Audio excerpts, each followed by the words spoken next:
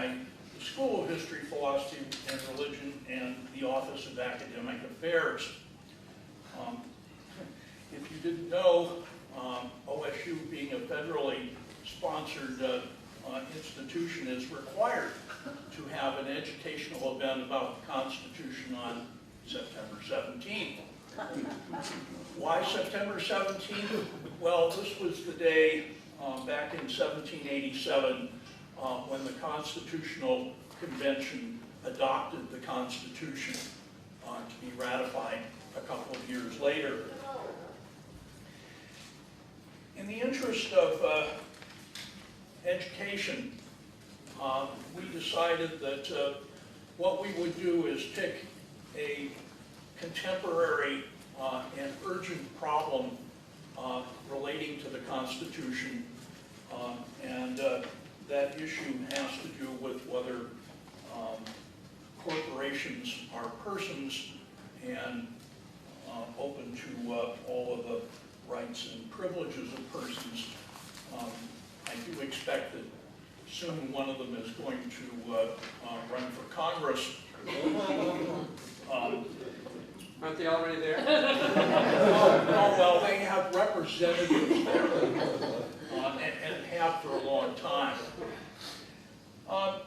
The document that we're considering begins, "We the people of the United States, in order to form a more perfect union, establish justice, ensure domestic tranquility, provide for the common defense, promote the general welfare, and secure the blessings to ourselves and our posterity, do ordain and establish this Constitution for the United States of America." The Constitution has been amended a number of times, and often for what turned out to be wonderful reasons.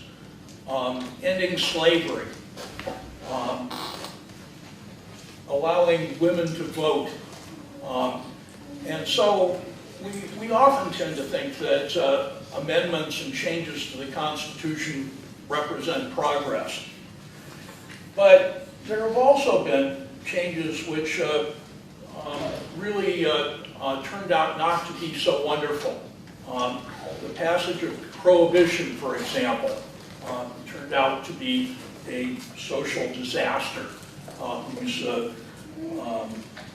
in whose wake we still struggle. Courts have also, in particular the Supreme Court, has also affected the meaning and interpretation of the Constitution.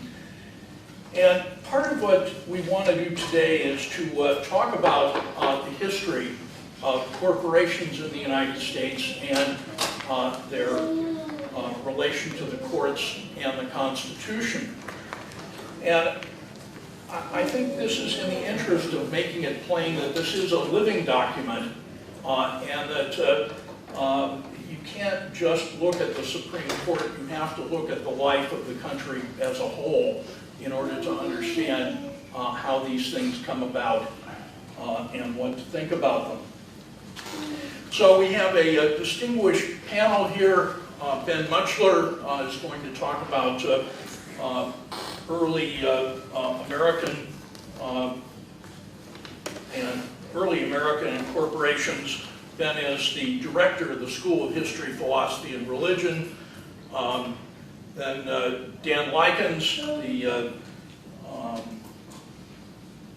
who was in our history department for a while and has now moved over to the School of Business and become the executive director for teaching and learning there.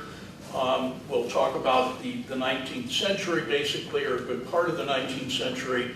And then Joseph Orosco, the associate director of the School of History, Philosophy, and Religion, will talk about contemporary events like the Citizens United decision. So Ben, let me invite you to come up here first. And I have a hook, and if you go over 20 minutes, I shall drag you off. Thank you very much. Just wanted to start with a few words about history, actually, looking at this earlier period and why we might do it, given that we're really aiming here is the present and Citizens United. And I'd say that there's really two major reasons that history might be illuminating in such a discussion.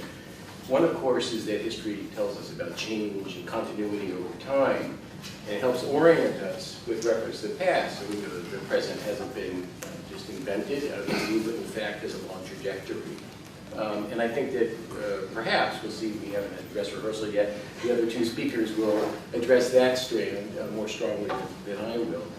But there's a second reason as well, which is that history explores the worlds that have been left behind. And in so doing, it enlarges our imaginative possibilities, so that there are many things as we move through time that are simply gone and unfamiliar to us. But if we can recover those, it expands the way in which we might think about the present. Implicitly, the idea that things have been left behind is an invitation to think that things may be different again in the future. And so I'll be speaking today about the early corporation and illuminating, I hope, in a very sort of general way, we're trying to move fairly quickly here, a sense of the corporation that's different than the narrower way in which we conceive of the business corporation today. And to cut to the chase here, the notion is that this early idea of the corporation is that it should serve the public, and that acts of incorporation were intended to do just this. But lest we get carried away and think, well, in this earlier period, corporations really served all of us, the conception of the public at the time, particularly thinking about the polity, is much narrower than we have today. Virtually nobody at the time that I'm going to be talking about could vote if we looked at sort of overall numbers, nor is the notion that the corporation will serve the greater society something that's born of a kind of horizontal understanding of our relations, and I'm equal to you. Rather, it's about superior subordinate relations, and that person on high should in fact look out for the rest of us. So, I just want to say quickly, this is not my particular field of research. I'm drawing on several folks. This is not original. Gordon Wood and Pauline Mayer and Joanne Meems and Oscar and Mary Hanlon, to name a few. Okay, quickly, a definition of the corporation. So we'll have something to work with, and then I'll look at the colonial period, the revolution, and then some problems that arise in the wake of the revolution, then hand it over to Dan. So, corporation, this is a very old notion stretching back at least to the Roman Republic.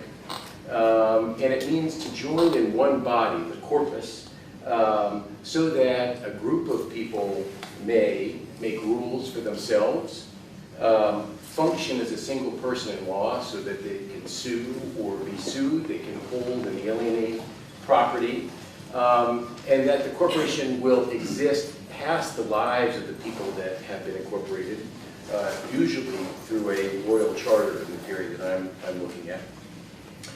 Okay, with that in mind, let's talk briefly about the colonial period here.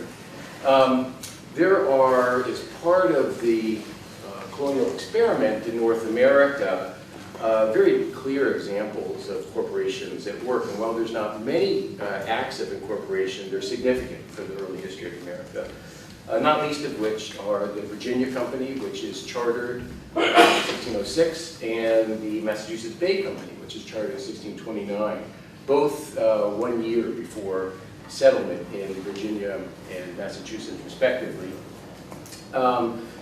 This consists of groups of adventurers that come together and they petition the Crown for permission to form a corporation. They're given that through the charter, and the terms of their holding of that corporation are spelled out there. And were you to read those, and I'd actually encourage folks to do this. All of these charters are up online. There's a tremendously interesting website sponsored by Yale Law School, avalon.com. How many people have seen that? One. Well, okay. It's excellent. It's got all sorts of documents, including these colonial charters that are up there. You know, if you were to read them, there's a mixture of motives in them. The language is rich, lots of different things we could pull out. In terms of thinking about larger themes, they are decidedly imperial. That is, in making the case for why the corporation should exist, the English are arguing against the Spanish, and you'll see the dark Spanish menace that pervades these documents, along with the Pope. conceived of as the Antichrist. They're colonial in the sense that they are trying to think about how the British are going to be the local legitimate inhabitants of new lands that they're going to colonize, which means that they're also devoting their minds to the disposition of land, the people that might have been there, the Indians, and what might be done. They are frankly and unabashedly about conquest and use that specific word. They're commercial. The word that they use is to traffic, and has a lot to do with enriching the larger empire. There's language of religion that pervades as well. There are missions of civility, and they will bring a greater glory to the persons that they'll civilize, the native inhabitants that they'll encounter. In the British case, with a kind of kinder, gentler colonialism. So, now, we want to pull out here is that they are overall conceived of as public works. And as I say, it's public in the sense of the ancient regime, the old order of the ages. Public in the sense that those on high provide for those who are below. The aristocracy, the gentry are superiors, clearly so. Some are born high, and some are born low.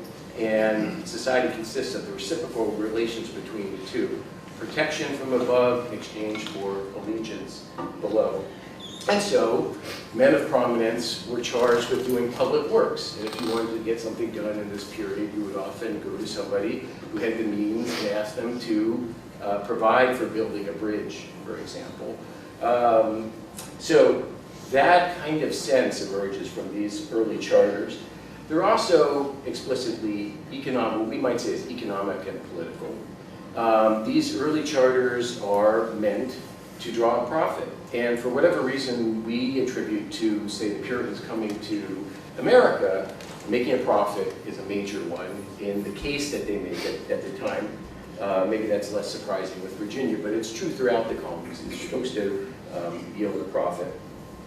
They also are political in the sense that they're setting up governance, a structure of how they're going to rule locally, and they're anticipating conflicts. So that a lot of those rules and regulations have to do with the fear of inevitable conflicts that will arise as they colonize a new land. The final point to make about these charters, and again, there's sort of a handful of these in the 17th century and early 18th century, the predecessors of later acts of incorporation that then explode in the early 19th century, is that there are bestowed in this old order of the ages as a royal favor, so that the king, the queen, allows one to have one of these charters and allows for the act of incorporation, which also means that they can take it away, and that becomes important later when there's a question of whether the legislature can serve the same function or not. So the Virginia Company, founded in 1606, finds itself 20 years later in a kind of mixed position. In some ways, big success. 10,000 people have been brought over to the New World. In other ways, not such a success. About 80% of them have died, often deaths. And there's a question of disarray in local governance and sort of willy-nilly fighting with the local inhabitants. And so the Crown takes over that charter, makes it a royal colony, gives it a new charter, and that's the prerogative of the Crown. The Mass Bay Company, again, established 1629, has a different set of problems where it actually, after a few years of starving and dying, people begin to reproduce naturally. The population is growing, the economy is healthy, and the Crown is trying to realize profits through regulation of commerce that the local inhabitants are not adhering to. Those restrictions. And so the Crown looks at this and says, no, we're going to vacate this earlier charter. There's too much local autonomy here. And they install a royal governor in 1691, who forever will be battling with the assembly. The governor gets a salary paid by the assembly can tax. Governor is beholden to the king and is given instructions. And some people argue this is sort of one of the sources of the revolution. In any case, finally, in these early charters, the Crown is what is the ultimate sovereign allowed to give and to take away. Okay, so these are limited in number. They have a real utility as far as the public goes. They establish, they've got a clear economic motive, and they're establishing a means of governance. Now with the revolution, to shift forward, There's a real question about how this form is going to be used. On the one hand, there's a notion with the revolution that having eliminated the king, and there was a formal relation between the king and the people, no more king, just the people, there's a notion, well, we now have a chance to have a new society and a new system of government. What will that look like when it's just the people? Who are the people? What are their rights and responsibilities? From what will those derive? On the other hand, it's very difficult to invent a world anew, and they inevitably are drawing on the cultural patterns of the past, and for our purposes here, the political and economic ones as well. So while the government sets itself out in these new republics to be grandly ambitious and remake Republican citizens who will sustain this new system of governance, it doesn't have the means to do that. Culturally, there's a lot of writing about what a citizen should do, but in terms of what government can do to flex its muscle, it needs money, and it doesn't have the means to acquire that money. That is, the taxing power of the states is relatively weak. The citizens are not happy about large-scale taxes, although in our larger public debate it should be said that there's taxes at the local, county, and state level, before the states, the province level, going back to the earliest period. But these are always tense. People don't want to pay taxes if they have to. And so there's this question then about what to do for resources, and the way that the states essentially manage this is to turn to this earlier form of corporation. That is, great groups of men, of means, allow them to gather together as a corporation, charter them, and have them do good things for society. So it's important to say that these are not just businesses that are incorporated during the revolutionary period, last third of the 18th century. Towns are incorporated, counties, districts, religious societies, learned societies, historical societies, medical societies, general societies charged with the improvement of the body politic in their intellectual and cultural endeavors, hospitals as well. But there is also business that comes into this, insurance companies, banks, turnpikes, for-profit ventures that are trying to serve the larger public. What's interesting about this is, the revolutionaries turn to these forms reluctantly. They don't have that many other options. And there's a critique and a fear that goes along with this. A lot of the revolutionary generation, if you look at the language of it, it's about conspiracy and worry about persons who hold power who may tyrannize the body politic. So a few of those fears. One is something articulated in the larger context of the revolution, imperium in imperio, a government within a government. The thought was you need to have one final source of authority, one animating place from which all power emanates. And the thought is, well, if we are giving charters to a select group of people, are we creating, in fact, sovereign bodies within the government as a whole? Is that dangerous? And the thought is, yes, that is dangerous. A limited number of people with special rights who live on after their deaths, this doesn't sound like a good idea. And they point to, again and again, the fear of the cabal, the conspiracy of such persons running roughshod over the body politic. It smacks of privilege bestowed from on high, from the government, towards the end of perhaps narrow individual profit, and there's worry about that. There's a good deal of confusion about public and private. In the 20th century, we have sharp divisions here. You think about the Roe decision, for example. In my period, in the 18th century, 17th century, no such division exists. But these kinds of issues around incorporation and persons who are gathered together, publicly recognized to do something for the citizens as a whole, and profiting as well, raises the issue of where public ends and where private begins. And again, this emerges in the legislature. It finally raises the issue of sovereignty. Who's in control of all this?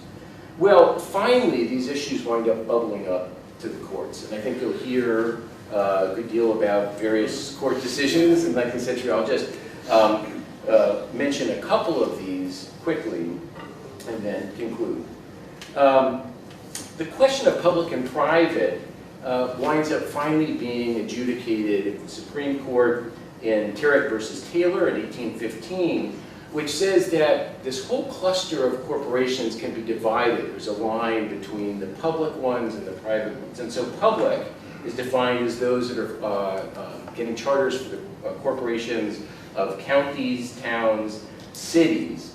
And these can be regulated by the legislature. You'll remember this earlier idea that the king could vacate a charter and give a new charter. Well, it's the same thing. The legislature can grant a charter for a town and take it away, and then provide a new one. Same thing with cities and so forth. The other corporations are deemed private. That is, colleges and this kind of entity, which is conceived of as serving the larger public, but also banks and turnpikes and other business ventures and so forth. The question of these private corporations and whether or not the act of incorporation has given them a vested right, property that cannot be taken away from them without compensation, arises in this period in the early 19th century with this division between public and private. And it winds up being something that if you were to read the legislative minutes of any of the colonies, you'd see again and again this question of, say, a corporation that's given the right to dam a river. And suddenly that starts to affect farmers downstream. And so people petition up to the legislature and say help, and they have to have exceptions to the law. And the question is, are you damaging, if you change the dam, are you damaging the vested right of those who've been incorporated under the dam company to their profits? Are you hurting other people in the body politic by giving them those rights? And again, there's endless sorts of futzing that has to happen in the legislature. That's a technical term, but futzing, 18th century. So finally, I'll just talk about the Dartmouth decision, which is a major one in this regard. I think laying groundwork for things that we see now clearly have immense importance. And at the time, I just want to sort of convey this inchoate, difficult sort of series of questions that arise that can't be fully resolved in a period, and later they have a kind of clarity. So the Dartmouth case in 1819 stems from one of these questions of who's finally sovereign in a corporation. The trustees of Dartmouth College go and remove the president, who is a Presbyterian and Republican, capital R, and the trustees are by and large Federalists and Congregationalists, and those of you who know the history of the period would know that's not a great combination. So the president appeals to the New Hampshire legislature, and the legislature, using its sovereign powers, drawing back on the idea that the legislature should be able to act as the king used to act, revokes that charter. Says we can do that and reinstall the president. The trustees sue, and it goes up to the state Supreme Court, and the Supreme Court upholds what the legislature has done. It says, no, this earlier idea where a sovereign power, the legislature in this case, can give this right, needs to be upheld. But it makes it up to the Supreme Court on appeal, and Marshall reverses the decision. And he argues in Article 1, Section 10 of the Constitution, which says, the state may not impair the obligation of contracts, in fact, holds here. And that the early charter in 1769 for Dartmouth College was effectively a contract, and that meant that the trustees had the ability to fire this president if they wanted to, and they couldn't have their charter vacated. The importance of this stemmed well beyond the colleges at the time that were affected to hundreds of corporations that had come into being to address these local kinds of concerns in improving the economy and politics. And so private corporations now were brought under the protection of the US Constitution. There were objections at the time. Thomas Jefferson prominently said, look, how can the legislature, which is representative of the people, tyrannize itself? How can we actually be afraid? This is no longer the king, this is the people speaking, so the people should presumably be able to regulate. This is not the same situation as the old regime. But that argument did not hold sway. So, just to conclude, I'd say that I'm not sure if we'll have an exact tag team here, but leave you off in the early national period with this earlier form of the corporation, stemming well before the revolution, hierarchically conceived of, public good, being used during the revolution because of the inability of government to execute what it needs to, so it derives resources from doing this. There's the question of what's public and private in that. It's shading towards this division between public being towns and districts and so forth, and business enterprises shading towards private. The ancient regime form of the corporation is being democratized. More and more groups of people can apply for acts of incorporation and be granted them. And it's leading to endless sets of confusion, some of it bubbling up to the Supreme Court, much of it residing in the legislature where they are agonizing about how to adjudicate this fairly tumultuous situation. They have no apprehension of our future, of Citizen United. They're sitting in the middle of this in 1819 through the 20s and 30s, and I turn it off to Dan. Thank you.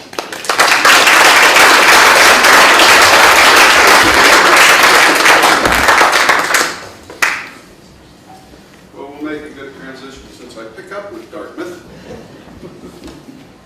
My name's Dan Lykins. Just fair warning for you, I'm a lawyer. And you're going to get a dose of that in the 1800s. I really break this down into two different sections. Okay? In addition to being a lawyer, I'm also a historian. And then I add a third section that deals with what I currently deal with, which we'll get to. I want to start with a very simple fact. And we're going to come back to the Dartmouth case in a moment. But the reality is that, as George W. Bush said, I am the decider.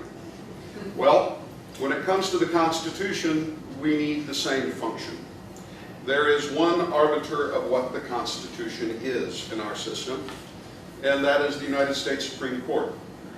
I hear constantly from my students and from other people that something the Supreme Court has ruled is unconstitutional. No, it's not. The Supreme Court says what the Constitution is, and that is what it is, period. So I want to start out looking at 7 particular cases tracking this idea of corporate personhood, which I don't think is the best way to express it. Tracking this to get to the point that we are today, with the understanding that while we may personally believe these decisions were bad decisions, while we may personally object and believe that they are unconstitutional, in reference to the law, they are the Constitution. And that is where we stand today. I want to pick up with the trustees of Dartmouth College versus Woodward, that 1819 case that Ben mentioned. A couple of points on this, just to confuse things. Marshall was a Federalist. Okay? Marshall was a Federalist. So there may have been underlying political implications of his decision. Okay?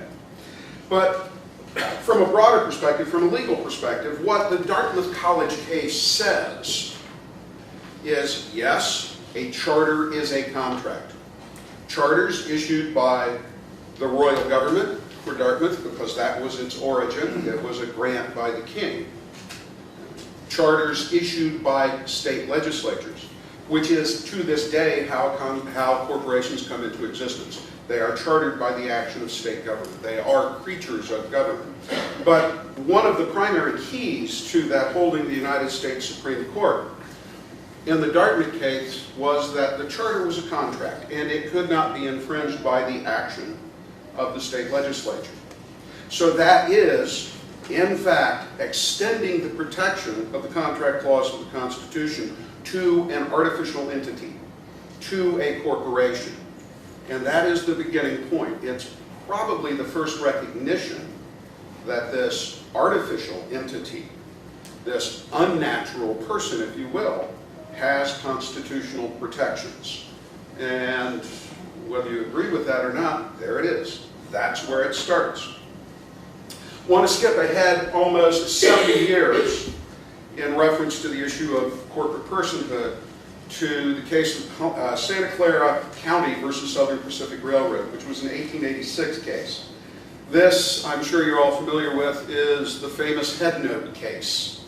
This is the case where the clerk of the United States Supreme Court inserted in the head note.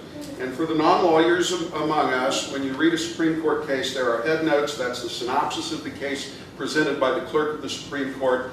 Usually that's about as far as most lawyers get. And in that head note, the clerk stated, and this was not an issue in the case, this was a taxing matter, that clerk stated that corporations are persons under the 14th Amendment, and that they have the protections and the entitlements of due process and equal protections under the 14th Amendment. We'll come back to Santa Clara later in this presentation. So now we have corporations with the protections of the individual in reference to existing contracts. We have corporations wrapped into the 14th Amendment on equal protections and due process, thanks to Santa Clara County, and a United States Supreme Court clerk. Following that, we've got Chicago-Milwaukee Railroad versus Minnesota. Chicago, Milwaukee, and St. Paul Railroad versus Minnesota, which was an 1890 case. You're going to see a lot of the railroads here, guys. You're going to see a lot of the railroads. In that Chicago, Milwaukee, and St. Paul case, Illinois had set, in fact, regulations of railroad rates. That state government regulated the rates that could be charged by that corporation operating in Illinois. In that legislation, in that law, there was no right of appeal according to the railroad company. The commission set the rate, and that was it. There was no place to go to have that questioned. That was taken up to the Supreme Court, and the Supreme Court held that the railroad's due process rights under the 14th Amendment was violated. So now we have contract protection, equal protections, equality of the law protections, we have due process protections. We're rapidly getting the 14th wrapped into the corporation. Those are individual rights according to the first writing of the 14th Amendment, I'll argue. We jump forward to a 1906 case, Hale versus Hinkle. This was a federal antitrust investigation of the tobacco industry. The tobacco industry was ordered, one individual in the tobacco industry was ordered to turn over sealed documents. That was appealed to the Supreme Court. And the Supreme Court in that case held that the Fourth Amendment of the Constitution, the protection against unreasonable searches and seizures, extend to corporations. Okay, they refused. They were requested to extend the Fifth Amendment protections against self-incrimination to corporations. They did not. They did not. And that still is the case today. It doesn't extend to corporations. But Fourth Amendment protections against unreasonable search and seizures extended to corporations in 1906. And jumping out of that particular century, just to bring you up to modern days, need to go back to 1976 and the Virginia Board of Pharmacy versus Virginia Citizens Consumer Council. This is advertising. Basically, it was illegal for pharmacists to advertise prices.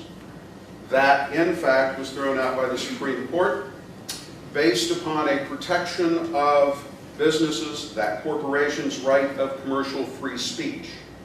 So, we now extend free speech. Granted, a limited section, more than the standard political free speech, but we extend to corporations protection of the right of commercial free speech. Again, you may like the fact that they can advertise prices for pharmacological products. It also leads to television advertising for attorneys, so it may not have been a good thing. Moving to 1978, First National Bank of Boston versus Bellotti, there was a Massachusetts law that outlawed corporate spending to influence voting on political referendums in Massachusetts.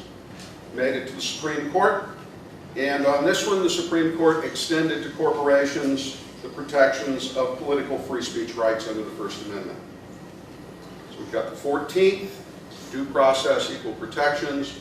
We've got the 4th, unreasonable search and seizures. We've got first commercial free speech attaching. We've got first political free speech attaching. And then we come to 2010 with Citizens United versus the Federal Election Commission, where in fact the Supreme Court held that the restrictions on expenditures of political funds funds to advertise for politicals was in fact something that would chill was their words, the expression of political free speech.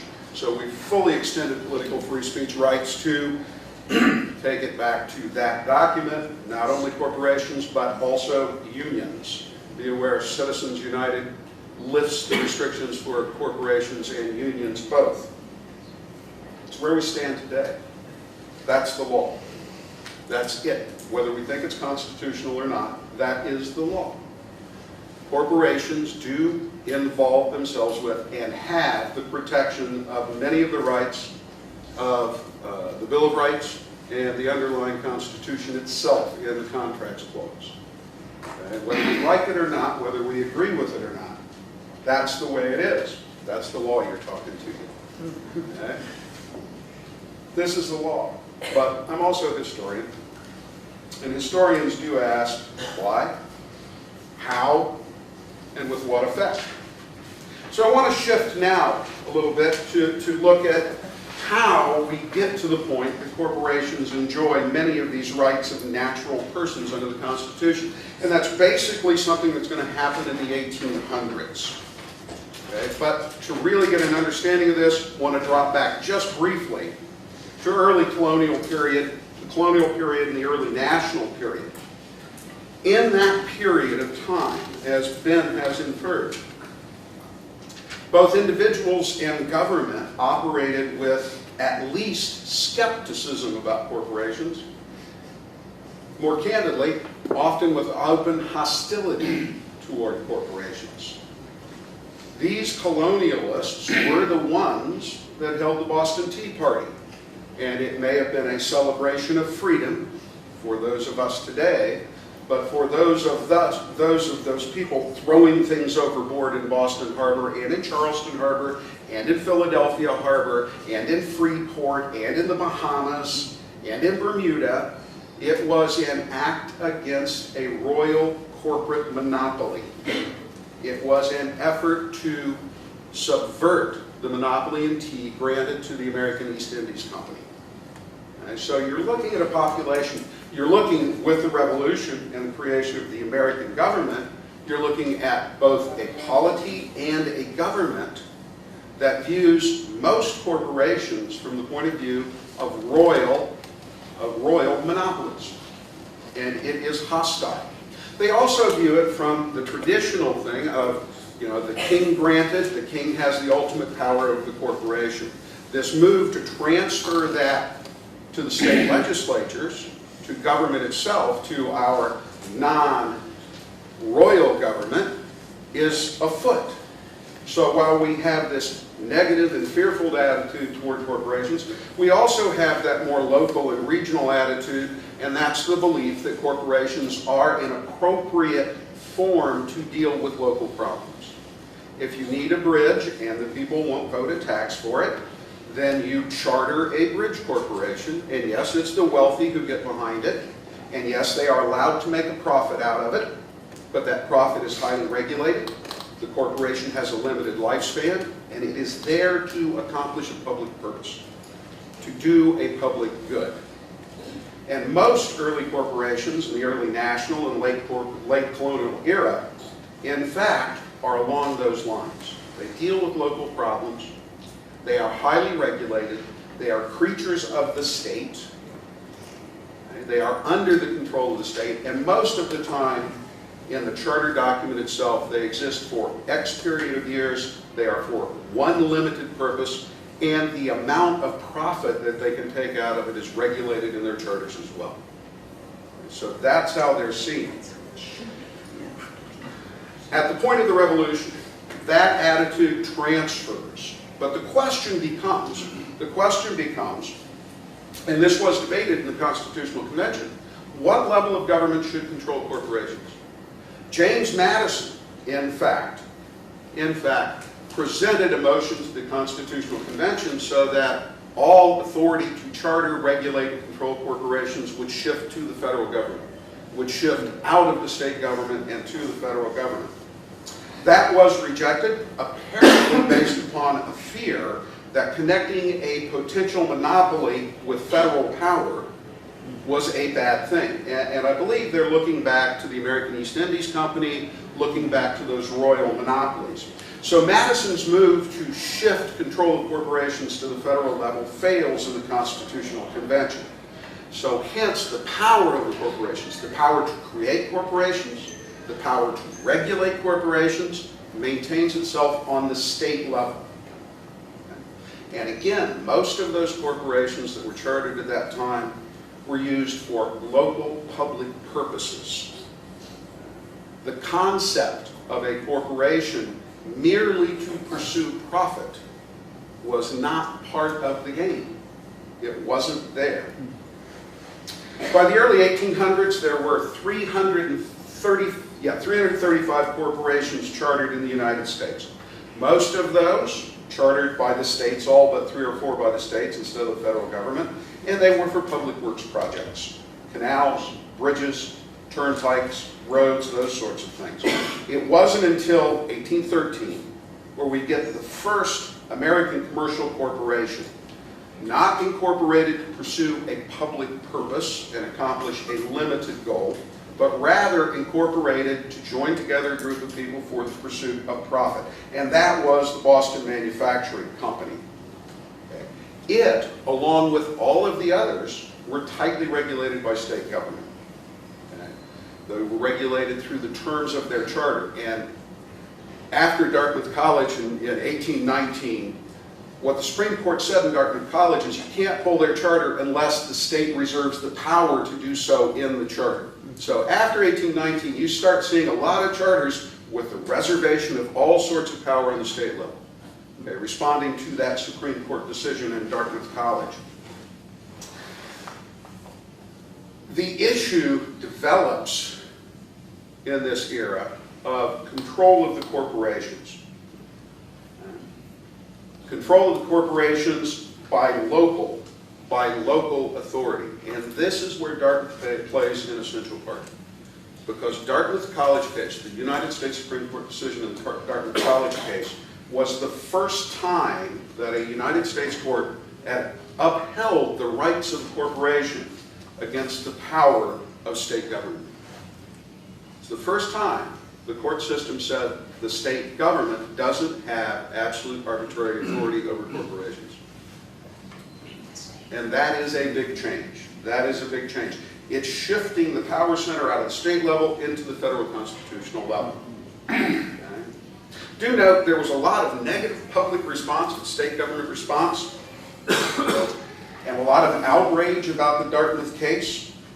Okay. But it generally was quiet because there weren't a whole lot of corporations. Okay. And even fewer of them operating across state lines. That changed with the Civil War. The industrialization of the American Civil War led to an amazing growth in the number and size of corporations.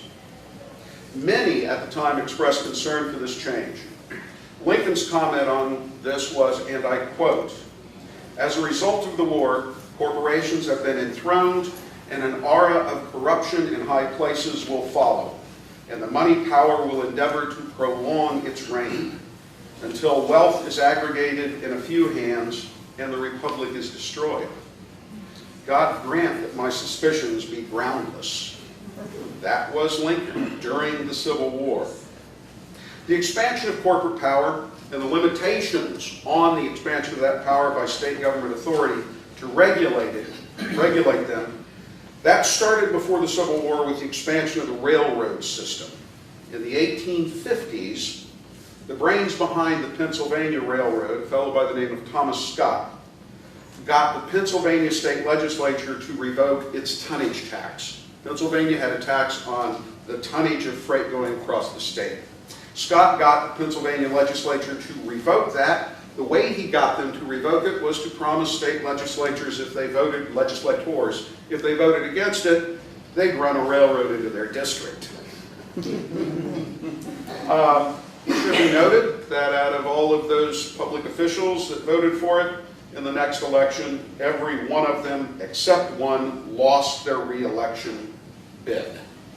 There was, in fact, an investigation created to investigate bribery and corruption on this level. Thomas Scott was put in charge. of appointing people to the investigation committee. Nothing came of it.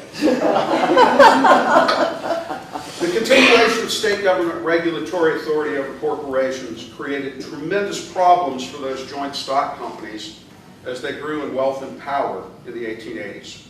Some method of shifting that authority out of the states had to be found, and it was with the passage of the 14th Amendment, designed to protect the rights of natural persons with no apparent intent to apply to artificially created entities. It was with the 14th Amendment that the corporate lobby discovered the way to expand their protection on a federal level against state regulation.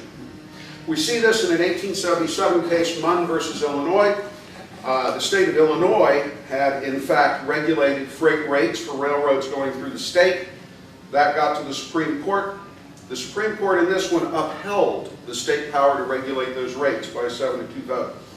One of the Supreme Court justices dissented, a fellow by the name of Field, and in his dissent, he said that the Constitution prohibited such, quote, invasions of private rights. The railroads had found their champion. To ensure that Justice Field's view would come to dominate the Supreme Court, the next election in 1880, a representative of the railroad magnate Jay Gould, in fact, contacted the Republican nominee, James Garfield, and offered him a substantial contribution to his campaign if Garfield would assure that no Supreme Court justices would be appointed unless they agreed with Justice Field's view. Gould said he would, and he received a donation of $150,000. That couldn't get you a representative today. Okay? In 1880, it got you a president. He then appointed, after his election, a fellow by the name of Stanley Matthews, who was formerly a lawyer working for Gould's Railroad Company. In a circuit court case, and this is the precursor to Santa Clara, in a circuit court case, San Mateo County versus Southern Pacific, Field and the other justice, sitting as appellate court justice, circuit court appeals on the Ninth Circuit, back in those days, Supreme Court justices did the circuit courts, concluded that the company had due process rights of the individual under the 14th. They made that ruling in that Santa Clara case, or that San Mateo case. Eventually that one was withdrawn, but it fed into the Santa Clara County case, the following headnote case.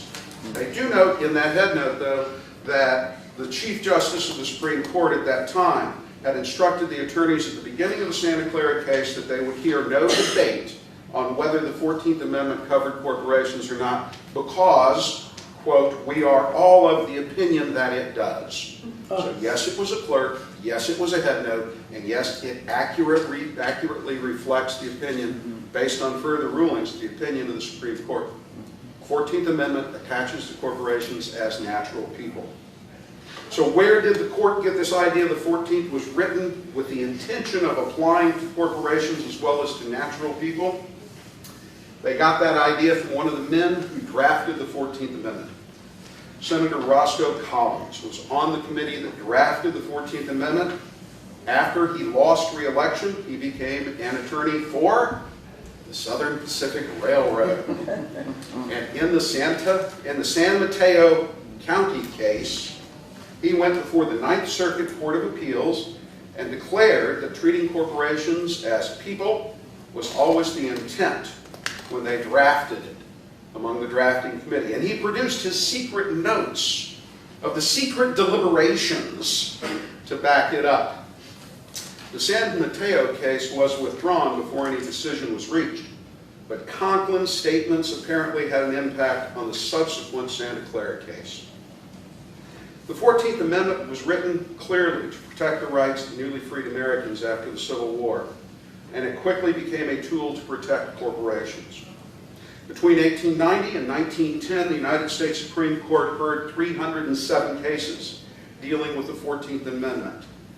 Of those 307 cases, 19 dealt with the rights of former slaves, and the rest centered on the rights of corporations as people. If I may indulge 2 minutes. All right. I'm just about to drag you off. I know. I'm moving quick. It's all Ben's fault. Okay. The question of corporate personhood is settled law. Just is. It's settled law. It's been settled since 1880. The question is how far this personhood extends throughout the corporation, but it is settled law. And I want to suggest a different perspective on the question and the issues surrounding this idea of corporate personhood.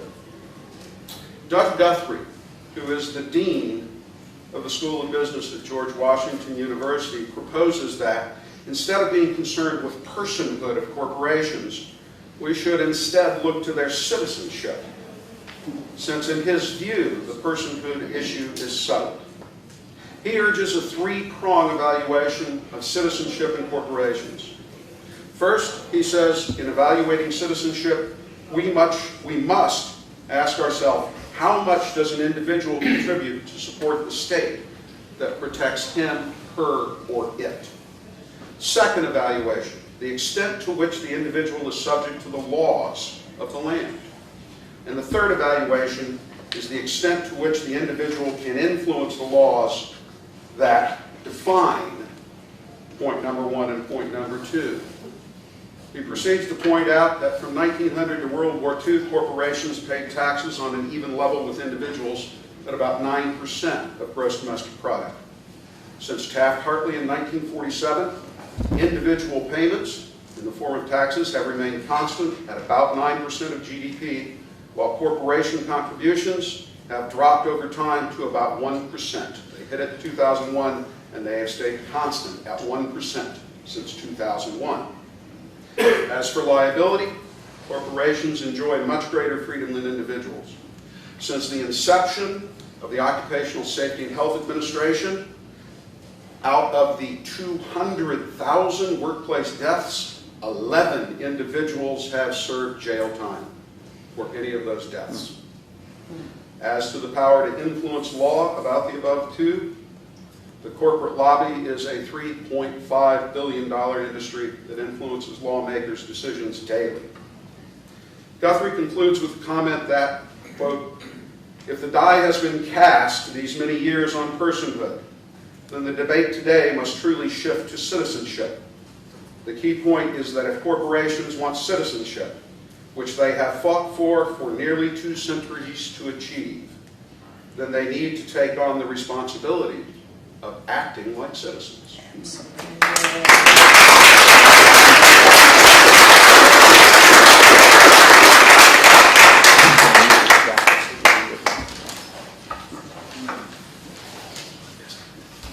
Let me say thank you all for being here today, and I'll try not to try your patience too long. I know we've been listening to some very complicated things for the past 40 minutes or so. And it's always an honor to be able to follow my prestigious colleagues in history and to be the philosopher here.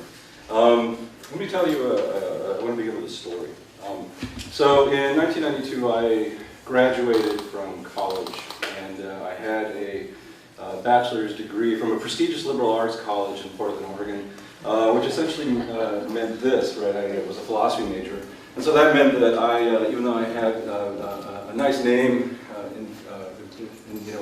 behind me in terms of where I went to college, meant that I was unemployable as a philosopher. So I went looking around for work, and I found a job in downtown Portland at a market research center. So my job was to call people in their homes and ask them questions. So most of the time I was doing what I thought was fairly interesting work. We were contracted by many, many people from all around the country to call people up and ask them their opinions about different things. And some of the times we were asking about utility services, and so they were sort of customer service types of work. But now and then we'd get something which I found interesting, but then I became slowly very wary of. We were calling people to ask them opinions about political matters. And I was always, I majored in political philosophy, so this was always very interesting to talk with people on the phone about what they thought about politics. But then I started to notice some very interesting things about the questions. So if any of you have ever done market research or political poll opinion work, you'll realize that this is, when you're doing it in a scientific way, quote unquote, you have to follow the script and ask questions. And if people ask you, well, what do you mean by that question? You can offer some clarification, but you're not meant to actually engage. You're just there to record the information that you hear. And so frequently we were doing a nationwide polling. And I remember particularly I was calling people in California and asking their opinions about a primary there to re-elect Barbara Boxer. And so I would ask people questions like this. Right. In your opinion, if you found out that Barbara Boxer's husband had been involved in a banking scandal in which he embezzled $14 million, would you be more likely or less likely to vote for Barbara Boxer? And then people would stop and I would hear them go, is that true? And the response that we were ordered by the manager to say was, I cannot comment upon the question. I would merely like you to register your opinion to the question. Right, and so I frequently started to notice these kinds of questions popping up, and I would ask the manager, well, who is our contract with? And we were not allowed to know that, because this might introduce bias into the surveys. So those of you who know anything about this is called push polling. It's a frequent political tactic. Only one state in the country has tried to outlaw this form of electioneering, but it's quite common. And right when I asked my manager about what we were doing, I said, there's something dishonest about this, isn't there? I mean, we're not really, I mean, we're seeding disinformation to people. And his response was, no, we're not. What we're doing is we're simply asking people's opinions. And whether or not they want to take it as true or not is their business, not ours. So while we were, so the distinction here is this, we were not necessarily informing, we were just getting opinions. This kind of distinction is at the heart of the 2010 case Citizens United. So what I want to talk a little bit about is the history, legal history leading up to Citizens United and trying to understand this kind of distinction between advocating for a position, because we were not in my job saying, you know what, you should vote for Barbara Boxer, or you shouldn't vote for Barbara Boxer. In fact, none of the questions were ever phrased that way. We were just talking about issues. This distinction then is at the heart, like I said, of Citizens United, and the question is, how are we to understand this distinction about talking, free speech, and the protections of the First Amendment to corporate personhood? So I want to talk a little bit about some reactions to Citizens United that I found really interesting. There was a kind of a rhetorical, what's called a meme, that sort of showed up shortly after 2010 when the Supreme Court decided Citizens United. So almost immediately, Chuck Schumer, Democrat of New York, had this to say about the decision. He says, quote, with the stroke of a pen, the court decided to overrule the 100-year-old ban on corporate expenditures and override the will of millions of Americans who want their voices heard in our democracy. A few weeks later, right, President Obama, in his State of the Union address, says this. With all due deference to the separation of powers, right, and all the Supreme Court justices were sitting there in front of him when he was saying this. It was quite a shocking moment, actually, because he's talking to them this. He's telling them, essentially, I think you did something wrong. And if you watch these clips of this, you see them shaking their heads. They're very, very defensive postures they took. In fact, you see one of them mouthing, going, no, that's not what we did. So it created a very sort of hostile, confrontational relationship with the Supreme Court. President Obama says, with all due deference to the separation of powers, last week the Supreme Court reversed a century of law that I believe will open the floodgates for special interests, including foreign corporations, to spend without limit in our elections. I don't think American elections should be bankrolled by America's most powerful interests, or worse, by foreign entities. They should be decided by the American people. And I urge Democrats and Republicans to pass a bill that would help correct some of these problems. Close quote.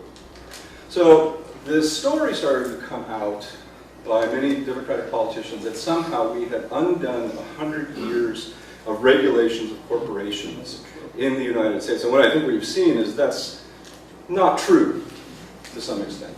But on some extent it is true. Right? So on the political meter, the truth meter, right? Partly true, partly false what the Democrats are saying about what Citizens United did. So what is this 100-year-old history that we're talking about here? As Professor Lykins was pointing out, right, in the 19th century, right, or the late 19th century, the period that we call the Gilded Age, right, we see corporations vigorously working to try to enshrine their rights to continue seeking profit in the United States, and doing all these kinds of end runs around legislatures and the judiciary to gain that kind of power. And many people, many corporate interests are gaining massive amounts of wealth with the help of the state. And so at the beginning of the 20th century, you start to see reform movements against some of this, these kinds of powers by corporations. And you get what starts in the early part of the 20th century as the progressive movement, trying to limit the power of corporations and their influence in the political process. And one of the people who's associated early on with this movement is President Theodore Roosevelt. He was frequently charged with doing the bidding of corporations, and he wanted to distance himself from those kinds of interests. And so in 1905, in his address to Congress, Theodore Roosevelt said this, quote, "All contributions by corporations to any political committee or any political purpose should be forbidden by law. Directors should not be permitted to use stockholder money for such purposes, and moreover, a prohibition on this kind would be, as far as it went, an effective method of stopping the evils aimed at corrupt political acts." Close quote. So you start to see this worry in the early part of the 20th century that corporate power is corrosive to democratic processes, and that the involvement of corporations and corporate money in the political processes tends to feed corruption. And something had to be done about it. And so a couple of years later, Benjamin Tillman, who was senator of South Carolina at the time, proposed a bill to do Theodore Roosevelt's bidding. And this became law in 1907 and was called the Tillman Act. The Tillman Act prohibits corporations from making direct financial contributions to campaigns for federal office. Right, so the idea here is that corporations cannot make direct financial, right, and this is an important phrase, direct financial contributions to campaigns for federal office. This is still the law today. This is something that we need to understand when we talk about the corrosion of our democracy and what corporations are doing. Corporations are not allowed to give money directly to candidates or to campaigns. Right? What's called direct financial contributions. I'll explain what they can do in just a second, which has to do with a little bit about what I was doing with the push-pull. Right? So the problem with the Tillman Act was this, was that all these prohibitions in law were made, but there was no provision for any kind of enforcement mechanism. Right? So it said, you can't do this, corporations can't do that. But then the question was, well, who's going to enforce this? And that was never put into law. And so, right, probably for some direct reasons, right, you have this law, but no enforcer. And so corporations were able to continue doing what they were doing in a lot of ways because there simply was no body to enforce this law or to regulate elections in any kind of way. So surprising that it took almost 60, 70 years before we fixed this with the creation of the Federal Elections Commission in 1971 through 1974. I'll skip ahead a little bit, right, to the Taft-Hartley Act in 1947. Right, and what did this do? The Taft-Hartley Act prohibited unions and corporations from making what's called independent expenditures during campaigns. Right, so what's going on here? The Tillman Act prohibits corporations from giving money directly to candidates and campaigns. Taft-Hartley then comes along and says, and guess what? Corporations and corporate money cannot be used for things like advertisements or to help bankroll campaigns in some independent way. So an independent expenditure is defined largely something like this, is that in a political campaign, an independent expenditure is a communication that expressly advocates the election or defeat of a clearly identified candidate that is made not in cooperation, consultation, or in concert with, or at the request or suggestion of a candidate.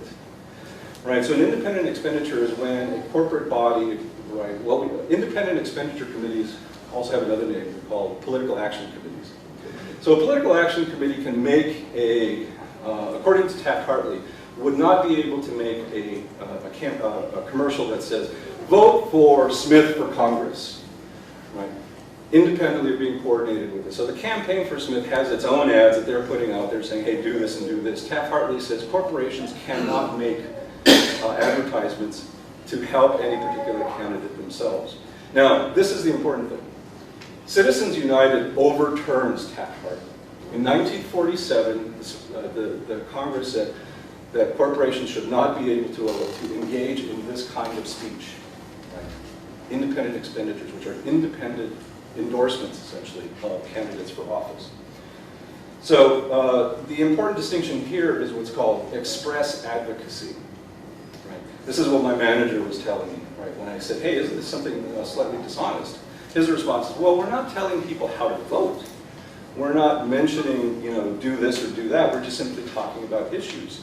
So there's an important distinction in Supreme Court law having to do with what's called express advocacy, which is the act of communicating a wish that someone vote for or against a specific candidate or legislative measure.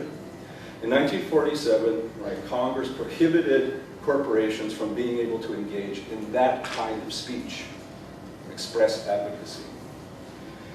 We skip ahead a few decades to the Federal Elections Campaign Act of 1971. Finally, it was decided, hey, look, this is largely after the disaster of Watergate. We need to do something to make sure that elections are not corruptible and that politicians aren't using campaign money for all sorts of nefarious and illegal purposes. Who's going to regulate this? The Tillman Act said, hey, we should have regulations, no enforcement. Right, in 1971, Congress decides we need a body to regulate federal elections and to make sure that the money that's going in is not illegally there. And so this is the creation of the Federal Elections Commission, FEC, which orders, right, this act that's amended in 1974. What it does is it orders that contributions to federal election campaigns has to be disclosed, it has to be public, right? It makes elections much more transparent, and it limits the amount that individuals and groups can give to federal campaigns, like direct contributions. So we have in federal election law large amounts of regulation about how much money people can give directly to campaigns and to candidates. So we do have regulation of this kind of money. And until 2010, right, we were also regulating independent expenditures. A couple of things start to come together that allow that undermining to take place that happens with Citizens United. In 1976, an important case of Buckley versus Vallejo, the Supreme Court upheld that there should be limits to contributions to candidates for federal office. So this was a challenge on the Federal Elections Commissions Act, right? And so the Supreme Court said, yeah, it's a good thing to limit direct contributions to candidates. That's a good thing because it allows there to be a non-corruptible candidate, right? Corporations shouldn't be allowed to just pour tons of money into a person's campaign. But the important thing about Buckley is this. They looked at some of this law about independent expenditures and said, the court decided that limits on independent expenditures, independent advertisements, were a violation of the First Amendment. Spending money by individuals and groups to influence elections, the Supreme Court said, is a form of protected free speech. So Buckley is a case in which the Supreme Court says, look, if a corporation wants to make its own advertising campaign, right, independent or not in consultation with the actual campaign of the candidate, that should be allowed to be done under the First Amendment, because giving money is an express form of indicating a desire or a wish that you want something to happen. Right? Money is free speech, the Supreme Court says in Buckley. Well, this bothers a lot of people. And so finally, we get to the 2000s, and we have what's called, in some parlance, the McCain-Feingold Reform Act, or as it was known officially, the Bipartisan Campaign Reform Act of 2002. So the McCain-Feingold Act does two things, or is meant to address two things that started to develop, and has to do slightly with what I was talking about with push-pull. The McCain-Feingold Act limits the amount of soft money in campaigns. So money that's not directly raised for a candidate or a campaign. It limits the amount of soft money that a national party can use.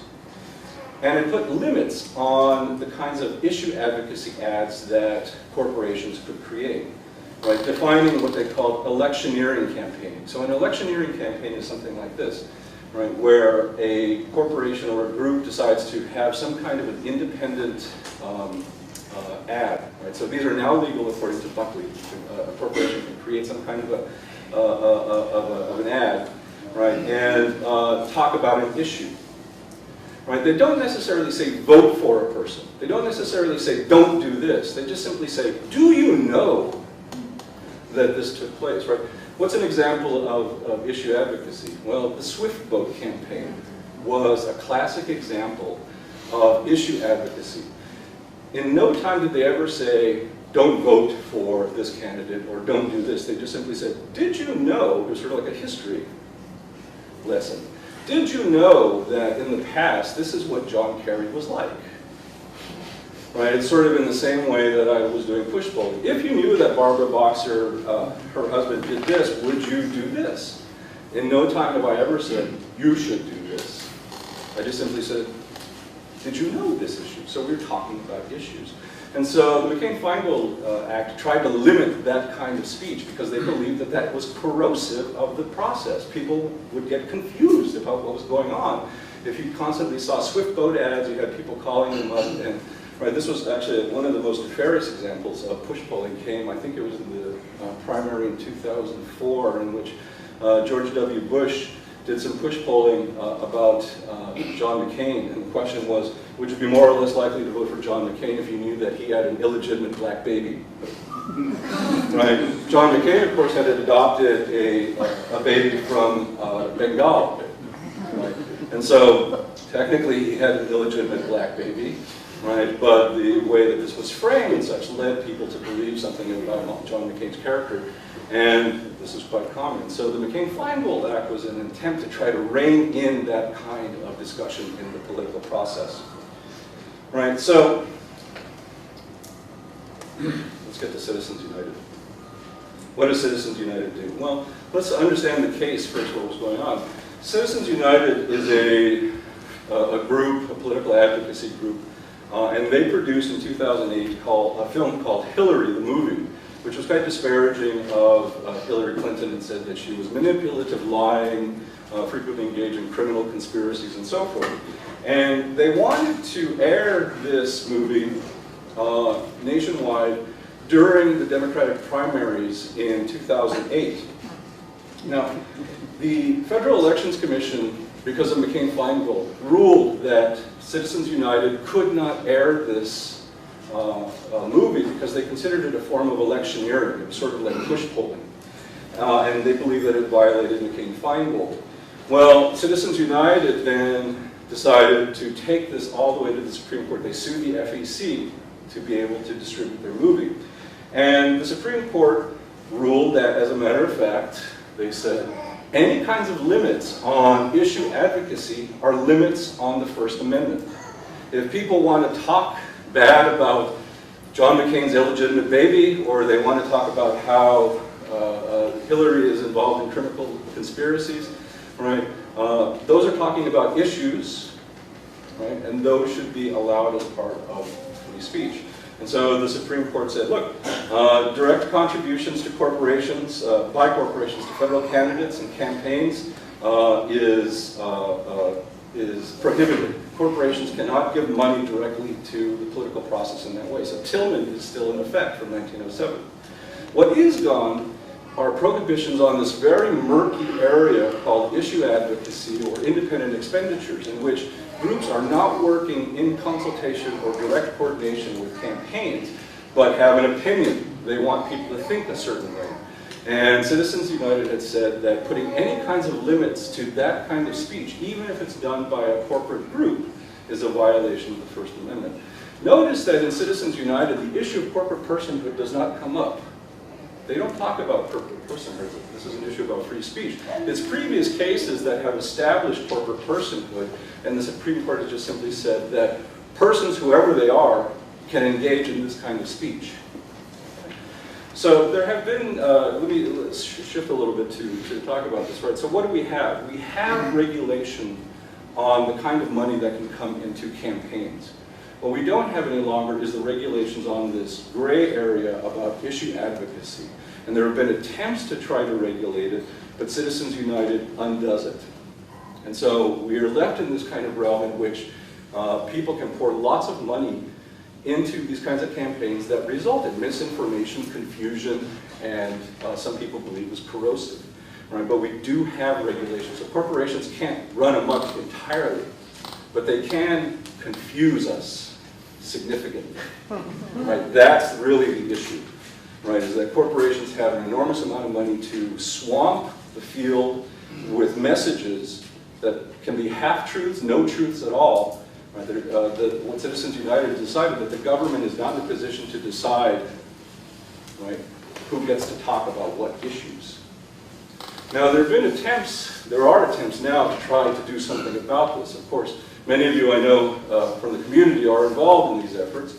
There is a nationwide effort called Move to Amend.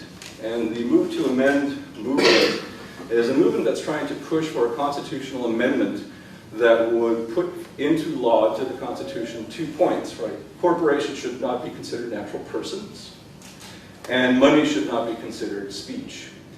And the hope is, in some sense, to revoke the personhood of corporations so that they would not receive the same kinds of protections of the Bill of Rights as natural persons would. Right? And so that would undo many of the cases that Dan was talking about. And then the second point is that money should not be considered speech, directly overturning Buckley in 1976. So this is the attempt by Move to Amend. Now, how much time do I have? You're out of time. I'm out of time. Let me say something. Let me say something like this, and I'll end this way. My sense of the Move to Amend attempt, and this is something that has recently become endorsed by, of all people, Barack Obama. He believes, in fact, and has said publicly that he believes that a constitutional amendment is needed to overturn Citizens United, perhaps on these 2 parts, right? That corporations are not persons and that money is not speech. This is a very complicated issue, and my sense is this, is that the Move to Amend, if a constitutional amendment of this sort could be passed, it would be a first step. But let's be clear, we should be under no illusion that this is going to solve the problem of corporate influence in the political process. This is a deep-seated part of our country going back almost 200 years, and is not going to be undone by trying to limit corporate personhood. In fact, I think that what we're going to see is that the problems having to do with this are really about structural imbalances in our economy. The fact that there are large concentrations of wealth, right, that get to corrode our system, and this is going to have us. This is going to, I think, force us to raise the question about capitalism. This is going to have us talk about taxes and who pays what, right? And so we're going to have to talk about those kinds of reforms. How is wealth produced and distributed in this country? And it's also going to have, I think, a lot of these problems have to do with something that we have an outmoded political system.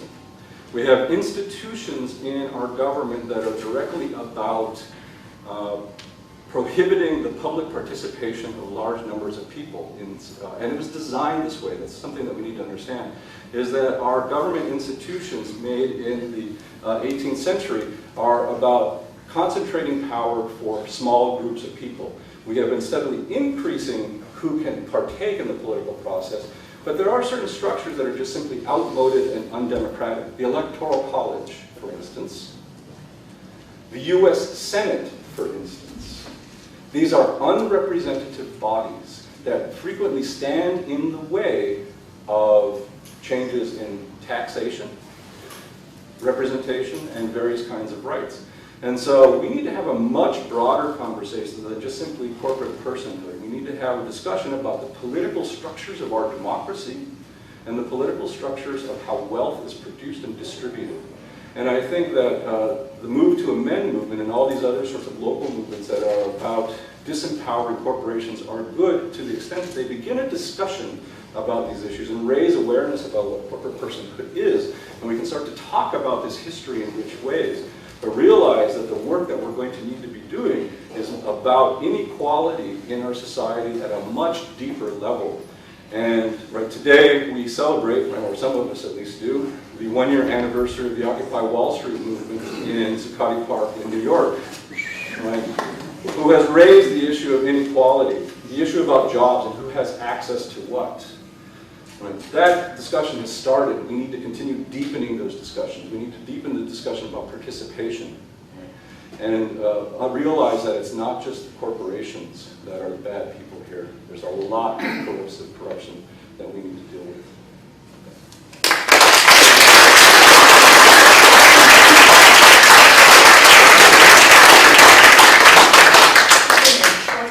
My inability to control the link. Yes, we do have some time for questions for those who want to ask them, and let me suggest that you direct them to one or another of the panelists. Sure.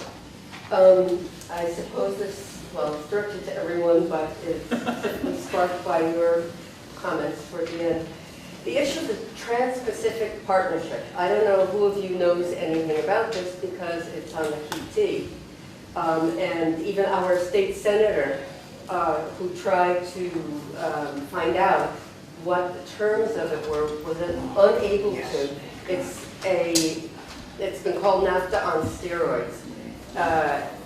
In a commercial, but also commercial political agreement, in which multinational corporate interests who are writing this will be able to cause really a lockdown. This is how I perceive it. An inability on the part of any nation-state level, whether it's community to the entire nation-state, to contradict, to supervene, to reject any of the provisions of this quote-unquote, I don't even know if it's a treaty, an agreement among those who own and control on a global level. Can you relate that to what has been under discussion here, to the extent that you know anything about it, Trans-Pacific Partnership? And it's very much on the QT. It's under the contract. Well, what I would say is I've heard about it. I'm not that familiar with it in particular, but this is not new. And in fact, this has been going on since the early 90s, right, with NAFTA, GATT, and the WTO. These provisions already exist, right? The WTO, the World Trade Organization, is a treaty which most nations now have agreed to, which are about economic globalization and created various kinds of rules that say something like this, is that no nation state can pass any kinds of laws, whether they be environmental regulations, consumer protection regulations, that somehow would impinge on the corporate profitability of multinational corporations. And so, for instance, if a state decides to pass a law that bans a certain kind of chemical additive for gasoline, or put limits on how many fish can be netted, for instance, something like this, and that somehow impacts a corporation in some sense, then the nation state must pay an indemnity to the corporation. That is, how much would the corporation lose in profit if the state passed this kind of law? This is stuff that's been going on with NAFTA for years now. There are all these famous cases in which the United States, Canada, and Mexico have gone back and forth suing each other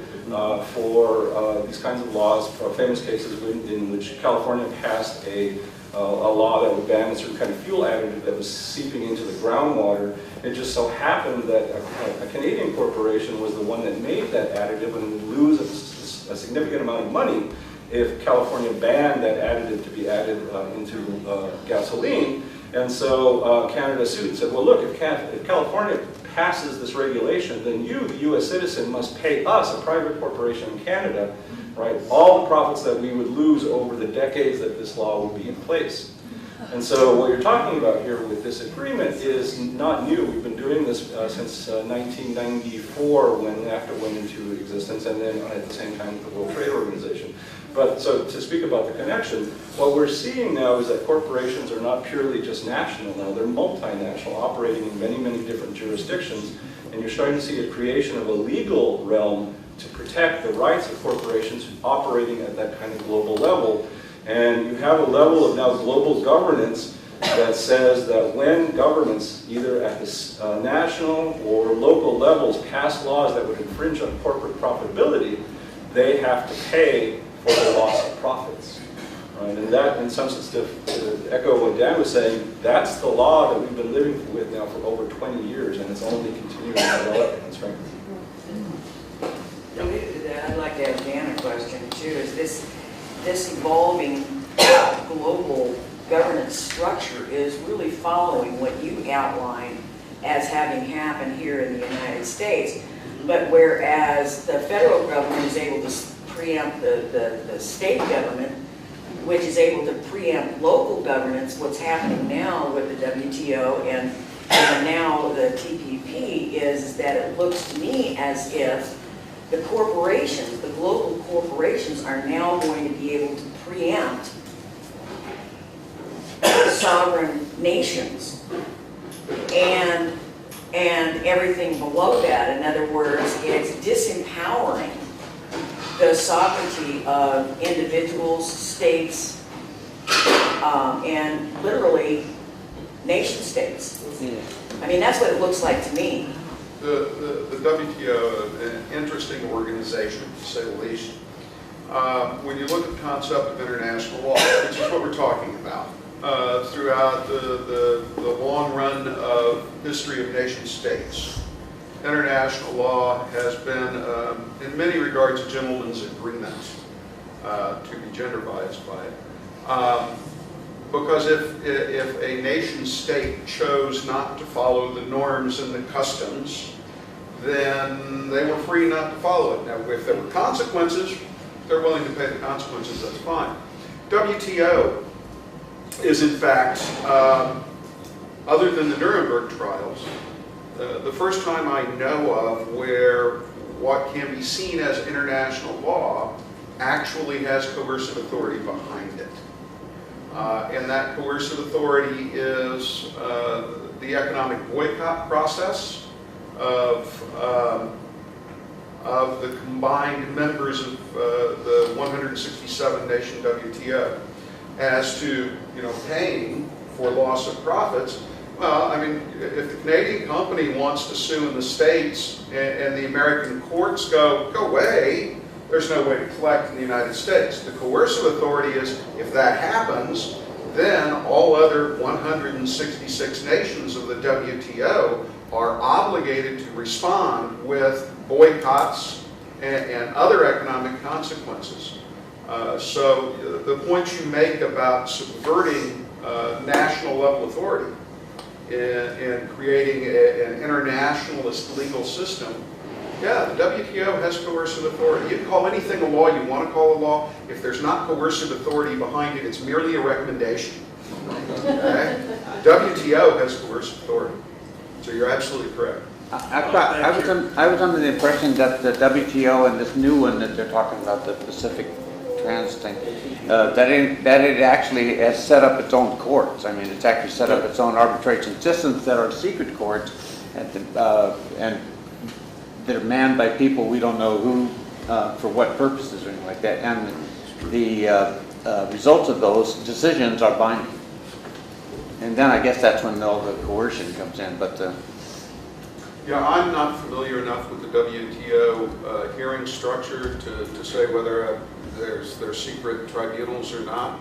The WTO does have an arbitration process, and there's not, to my knowledge, formal hearings. It is a classic arbitration process in their decision. And the arbitration hearings, to my knowledge, aren't secret and closed. Now, if there's another level of enforcement, I may not be aware, because I'm not really an expert in international law or the WTO. I mean, I don't think they have like helicopters yet.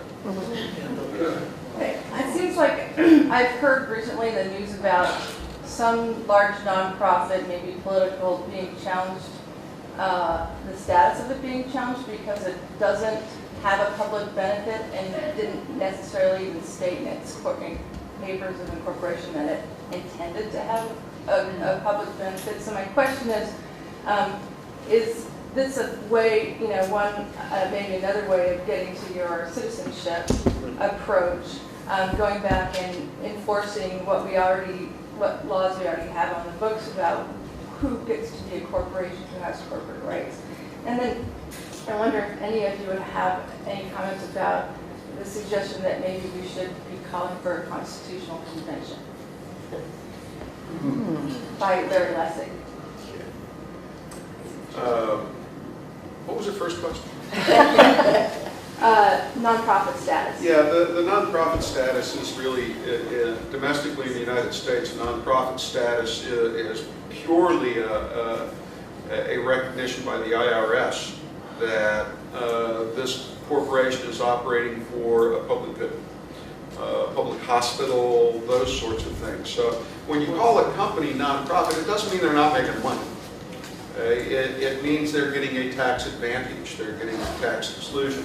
Now, if there is a corporation that has gotten a tax status as non-tax because they're accomplishing some public purpose, and they cease to accomplish that public purpose, then the IRS can pull the tax benefit. But you know what the state's charter is a non-profit company.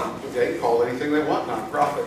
The key is whether the IRS is going to recognize it under the code. As to constitutional conventions, well, every once in a while everything needs to be revised. Any other questions? Yeah. Dan, who was the person who talked about the list of citizenship?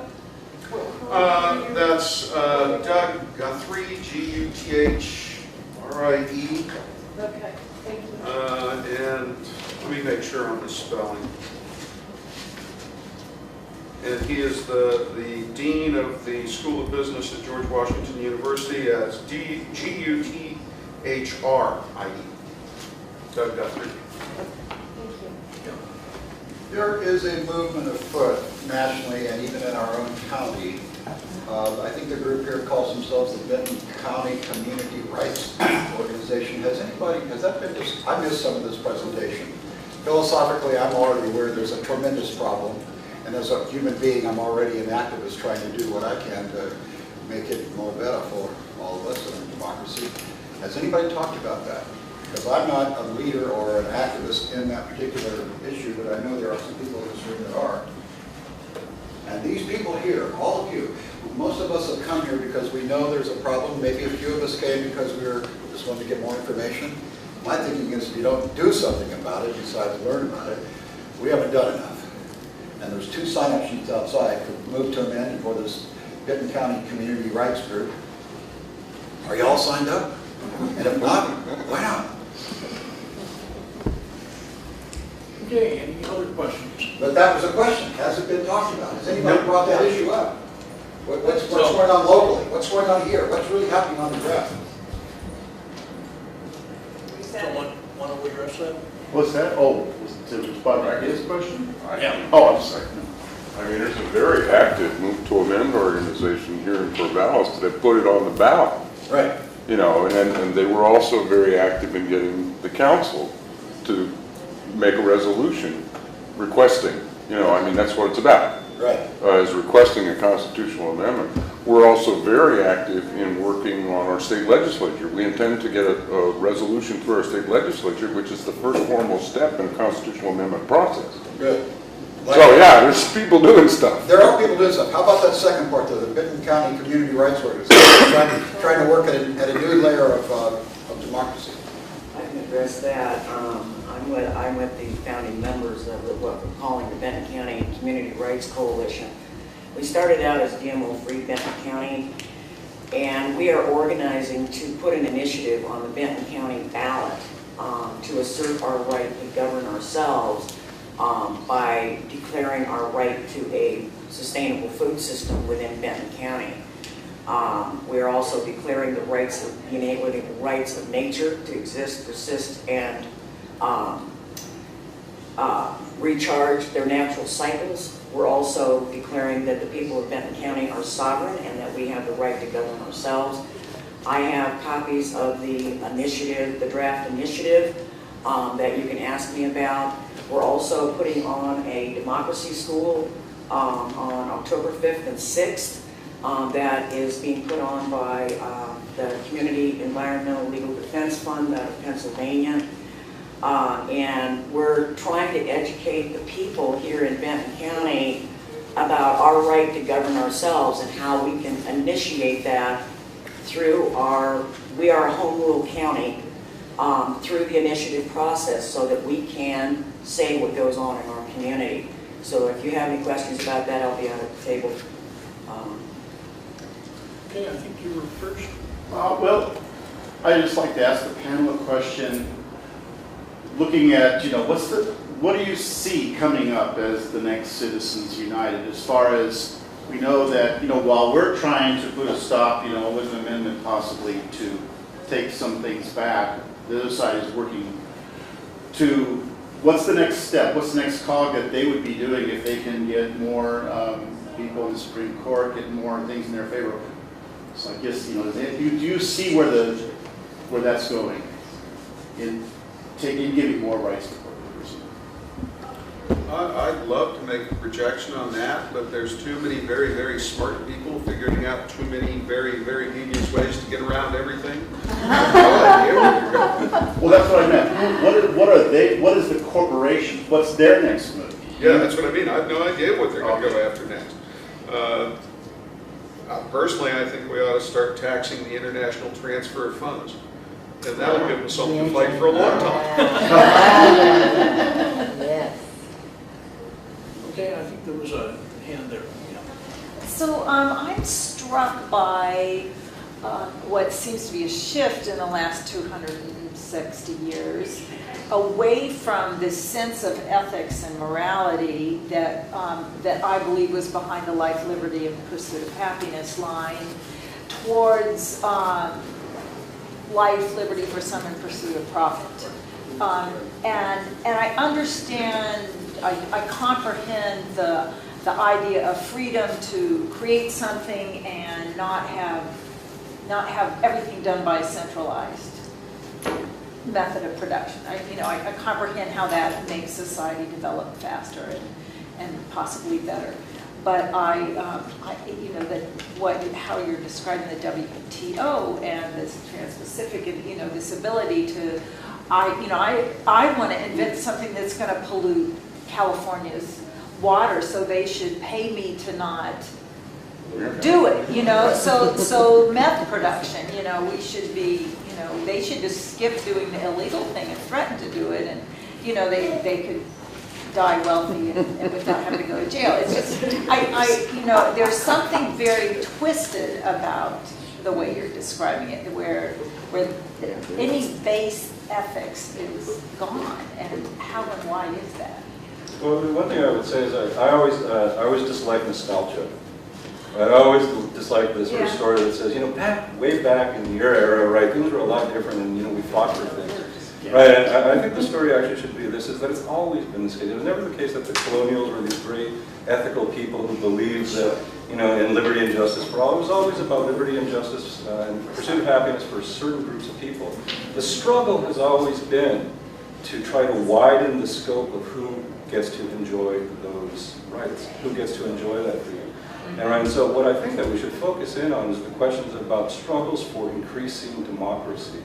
Right, and there are all these kinds of struggles. The 14th Amendment trying to free slavery, right? So there was this hidden history to it, right? But there's also the question about abolishing slavery, the democratization movements about making sure that people who are in the Senate are not appointed, but directly elected, right? The enfranchisement of women, right? These are struggles of large numbers of people, mass mobilization through the use of direct action, not always the legal system. Yeah. Right. This is the thing that I worry about sometimes with focusing so much on move to amend and the constitutional amendment. If we just get the right law, right, then everything will be in place. No, what we see is the history is that, right, it's not unless large numbers of people are actively mobilized in the streets, making noises, disrupting things, that things get done. And it doesn't matter if you have the right person in power or the right person in the Supreme Court. Those things can be important, but if you have a good person in office who's not being pushed by large numbers of people to do the right thing, nothing's going to get accomplished. Okay? So the history has to be, I think, instead of, right, what was it like back then, right? Realizing it was never good to begin with, it's been made better, and we're making it better. And unless we actively try to do something to make it better, then the natural default is for concentrations of power to take their own. Right? And that's what we see with this history, is a continuation of the concentration of wealth and privilege and power continuing on. Now we're working at a global level. Right? And unless we figure out what are the ways in which we can mobilize on a global level as citizens, right, then the game is up. Right? It's that spread of democracy that we should be focusing in on. Okay, on that note, let us thank our panel for over time.